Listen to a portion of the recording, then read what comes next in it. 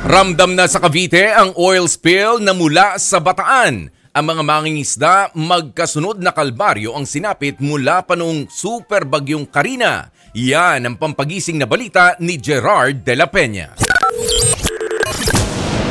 Matumal ang huli ng isda dito sa Barangay Hulugan sa Tanza, Cavite. Naramdaman yan nang manalasa ang super bagyong Karina. Nang umalis ang bagyo, oil spill naman ang sunod nilang kalbaryo. Ramdam ng mga isdang si Ray de la Cruz ang pagkaunti ng isda sa dagat. Hindi aabot sa 1,000 piso ang halaga ng huli niya kahapon.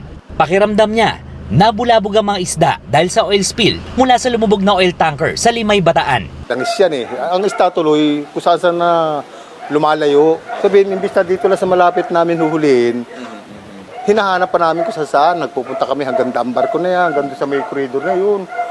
Hanggang doon, walang mahuli. Ayon sa ilang residente, may nahuling isdang may langis dito kahapon. Sa ilan ding bahagi ng baybayin ng Tanza, kitang balot ng langis ang ilang nahakot na basura. Iniinda rin ng mga residente ang masangsang na amoy. Nananawagan sila sa pamahalaan na pabilisin ang paghigop ng langis. Sa bayan ng Ternate, naglagay na ng improvised spill boom sa palibot ng baybayin. Protected area ang lugar dahil sa mga nabubuhay na soft and hard corals. Una nang naglabas ng oil spill alert ang Cavite LGU. Maapektuhan daw ang coastal barangays ng Ternate, Maragondon, Naik at ibang bahagi ng Tanza. Pero ang grupong Pamalakaya, may na-monitor na ring bakas ng langis sa mga water lily sa baybayin ng bayan ng Rosario. Ganyan din ang sitwasyon sa bayan ng Noveleta. Ayon sa Philippine Coast Guard, base sa aerial inspection, kakaunti ang bakas ng langis na umabot sa Cavite.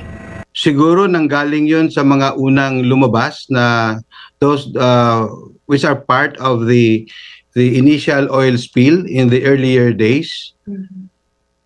We na-applyan na rin natin ng we already applied the oil dispersants in those oil that was released initially. So manipis na yon.